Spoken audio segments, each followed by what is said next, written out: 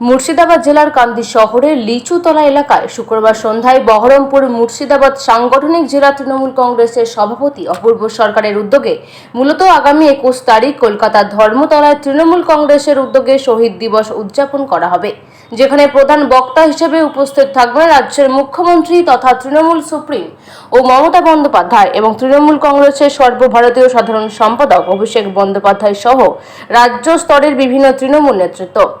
যে প্রস্তুতি সবাইকে সাফল্যমণ্ডিত করে তোলার উদ্দেশ্যে তৃণমূল কংগ্রেসের পক্ষ থেকে রবিবার কান্দের লিচুতলা এলাকায় এই প্রস্তুতি সভার আয়োজন করা হলো, যেখানে উপস্থিত ছিলেন বহরমপুর লোকসভা কেন্দ্রের সাংসদ ইউসুফ পাঠান সহ অন্যান্য তৃণমূল নেতৃত্ব এবং কর্মীবৃন্দরা।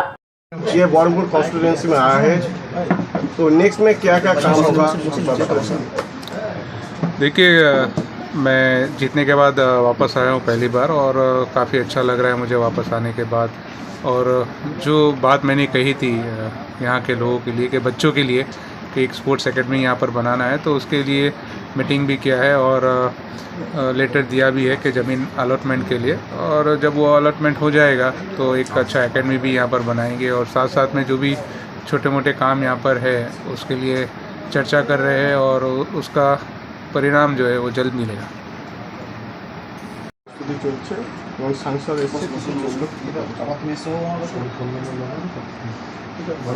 মমতা বন্দ্যোপাধ্যায় ডাক দেয় 21শে জুলাইয়ের শহীদ তর্পণ, শ্রদ্ধা নিবেদন এবং দলকে নির্দেশ। মুর্শিদাবাদ জেলার বহরমপুর সাংগঠনিক জেলার বিভিন্ন প্রান্তে দীর্ঘ কয়েকদিন ধরে আমরা সভা করে সেদিনের 21শে জুলাই তার তাৎপর্য আমরা মানুষের কাছে, ছাত্র যুবর কাছে ব্যাখ্যা করি এবং কলকাতার রাজপথে মমতা বন্দ্যোপাধ্যায়ের কে সামনে রেখে অভিষেক বন্দ্যোপাধ্যায়ের নেতৃত্বে আমরা মুর্শিদাবাদের মানুষ হাজির হই। আজ 19 তারিখ, আজকে কাঁদি বাজারে, কাঁদি শহরে এখানকার শহর সভাপতি, দলীয় সংগঠন, চেয়ারম্যান, কাউন্সিলর, নির্বাচিত প্রতিনিধি, ছাত্র পরিষদের ডাকে সভায় আমরা এসেছিলাম কাঁদির হৃৎপিণ্ডে। ইউসুফ পাঠানজি এখানকার মানুষের স্নেহ, ভালোবাসা, আশীর্বাদ, দোয়া নিয়ে সাংসদ হয়েছেন। তিনিও এই জেলার বিভিন্ন প্রান্তে মানুষকে আহ্বান জানিয়েছেন।